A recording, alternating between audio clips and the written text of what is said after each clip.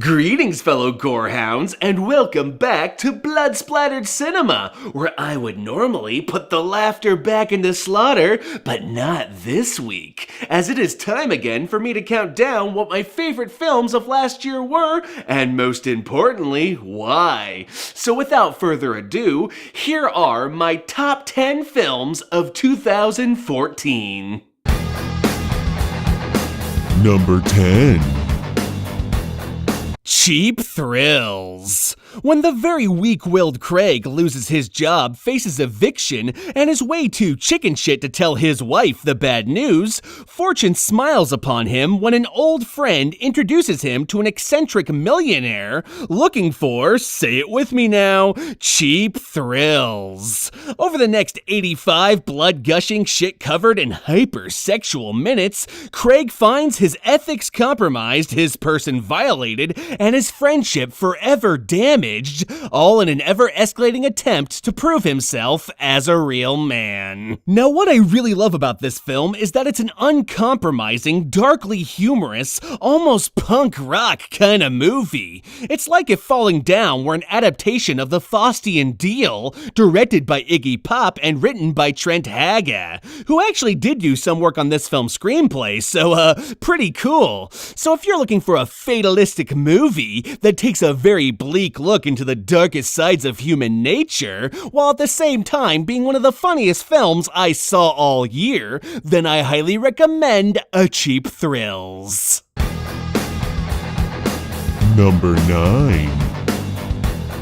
Tusk, the sole contender of this year's You Either Love It or Hate It award. But fuck the haters, cause I fucking love this film. When a self-centered podcaster flies out to Canada and interviews an old sailor claiming to have many a tale to tell, he wakes up to discover that the sailor is actually way more interested in turning him into a walrus. Now, if hearing that premise alone didn't make you stand up and go, fuck yeah, then all I can say is this film is definitely not for you.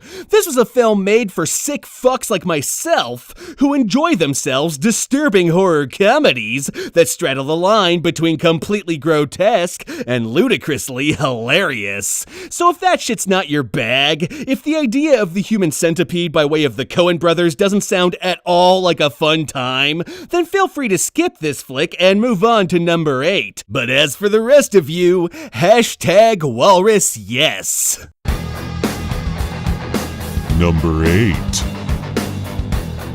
Afflicted. Found footage gets a bad rap these days due to an oversaturated market, but that doesn't mean there aren't great ones to be found. And trust me when I say, this is a great one. Afflicted follows Cliff and Derek, two travel bloggers, as they chronicle their trip throughout Europe, but things take an unexpected turn when the terminally ill Derek is viciously attacked and undergoes an unexpected transformation. Ooh. Basically, think Chronicle meets Cronenberg with a little bit of American Werewolf in London thrown in for good measure. But I can't say more than that, as this film is all too easily spoiled. So I'll just say this. Afflicted is hands down the best body horror film I saw all year, and is a very unique take on a classic movie monster, but I won't say which one. Also, it's got some amazing parkour stunts that are truly a sight to behold. You know, if you're not throwing up from the motion sickness, that is. Whew. Second thought, I think, let's just skip to number 7. Whew.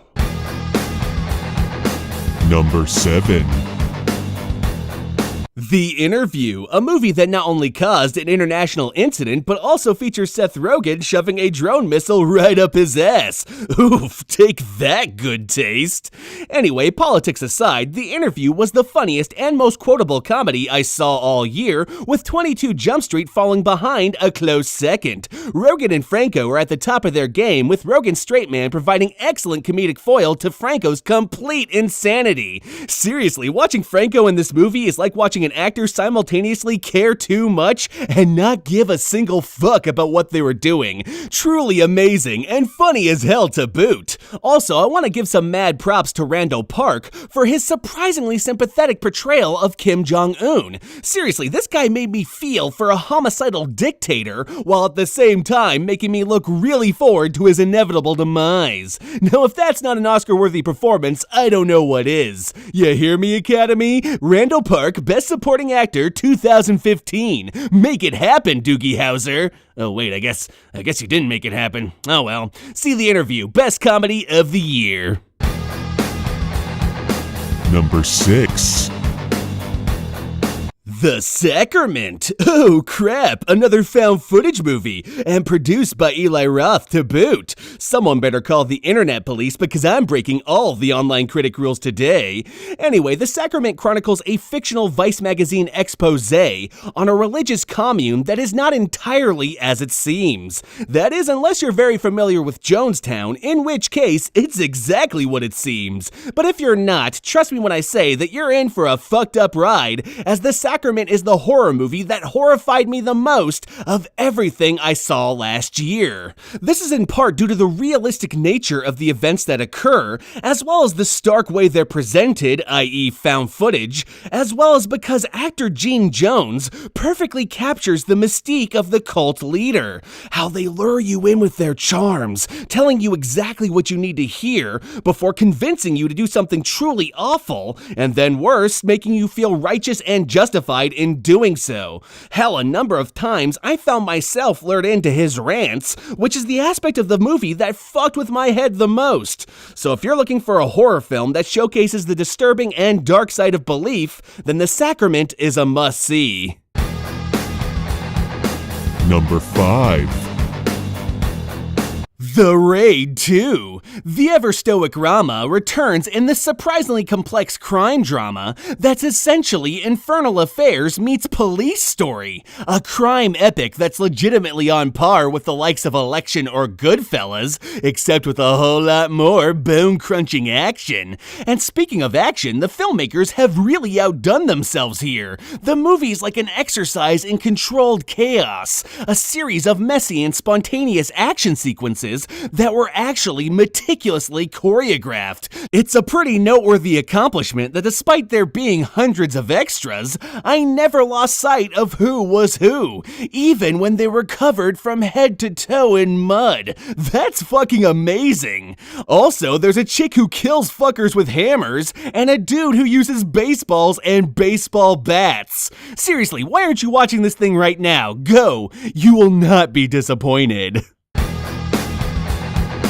Number 4. All Cheerleaders Die, a movie that's really hard to describe, but I'll do my best. The film basically starts off as a typical teen comedy about one girl's quest to take down the head cheerleader, but quickly takes a supernatural left turn when all the girls die graphically and are reborn via dark magic. So it's kind of like if Mean Girls all of a sudden became The Craft, but even that's not a completely accurate description, as this movie doesn't stop there. Which really is what I love about it. I had no idea where this flick was going and was pleasantly surprised to see the crazy directions it takes. On top of that, there's some excellent social commentary regarding rape culture and its relationship to teenage girls, but I feel by saying that I've already said too much. So in closing, I'll just say that All Cheerleaders Die is an insane film that's definitely not for everybody, but is no doubt destined to go down as a cult classic alongside the likes of Heathers and Ginger Snaps. So if you like that kind of stuff, then check it out. It's pretty good. Number 3. Snowpiercer, the obvious winner of this year's Blade Runner Award for excellence in post-apocalyptic social commentary. A tale of class warfare set on board a non-stop train barreling around the icy remains of what was once planet Earth. A cinematic microcosm of the eternal struggle between the rich and the poor, as seen through the eyes of a Korean director adapting a French comic book starring Captain America. So it's international to boot. cute. On top of that, it's intense as shit. Great action, great suspense, great acting, and some wonderful twists and turns. Also, of all the films released this year, I'm convinced that this one is most destined to be studied in film classes for decades to come. In fact, I highly recommend watching Every Frame a Painting's excellent video on Snowpiercer and the power of frame composition. It'll show you just how masterfully this film was crafted, way better than I ever could. Truly good stuff. Number 2. The Babadook, a spine-tingling chiller about a grieving mother facing off against an unseen creature ripped straight out of a bedtime story. This movie got a lot of buzz in the horror community over the last year and a half, and for good reason too. It's a perfect example of what the horror genre is capable of, providing both tangible scares as well as serving as an excellent allegory for the emotional state of grief.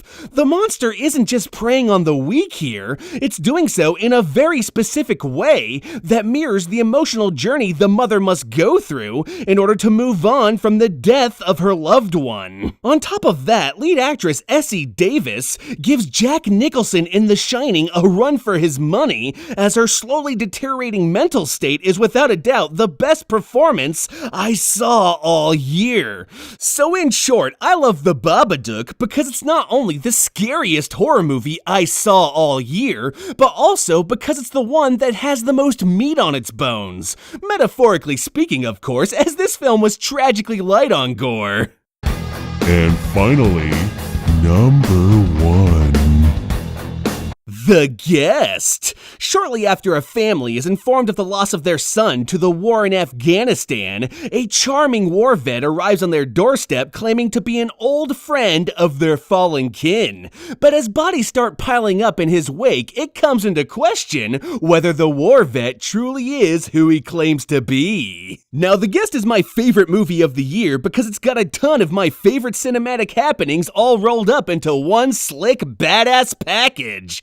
It plays like a long-lost John Carpenter flick, from the 2:35 aspect ratio, to the retro synth score, to the plot that feels like a mashup of Halloween, The Terminator, and First Blood. And on top of that, Dan Stevens is fantastic as David, who is without a doubt my favorite cinematic villain of the entire year. I mean, holy fuck, this guy manages to be both really low-key and super charismatic at the same time. How do you even do that? I don't know, but he did.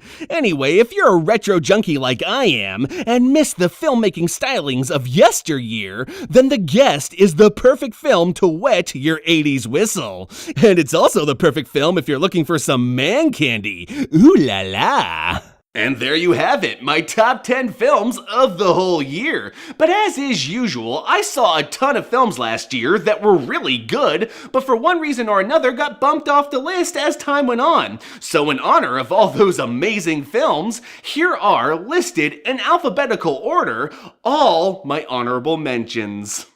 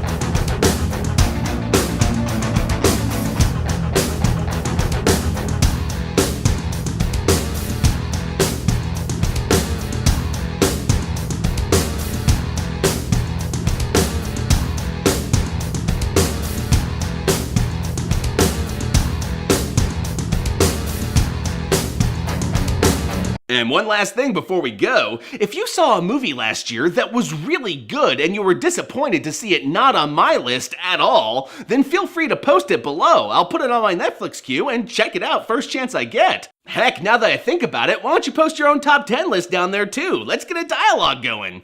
Anyway, my fellow gorehounds, I got a whole lot of work to do, so I'm gonna go get going and hopefully get more videos to you soon. Peace out.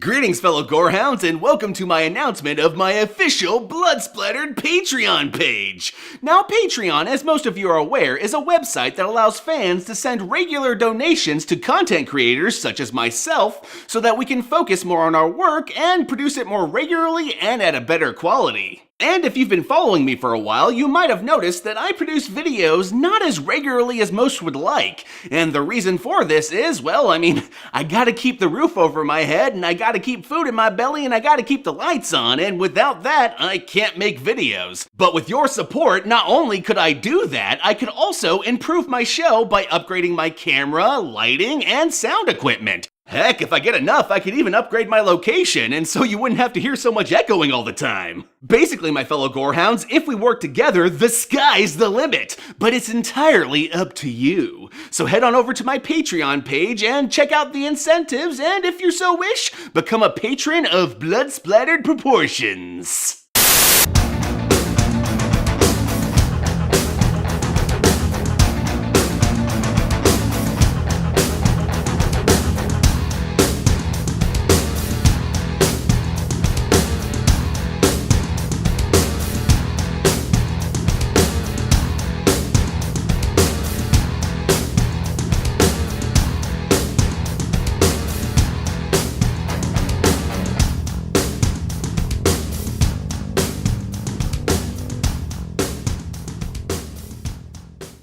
Heck, put together your own top 10 list. Let's get a dialogue going. There were a ton of movies last year that I probably haven't even heard of yet. Let's get this going.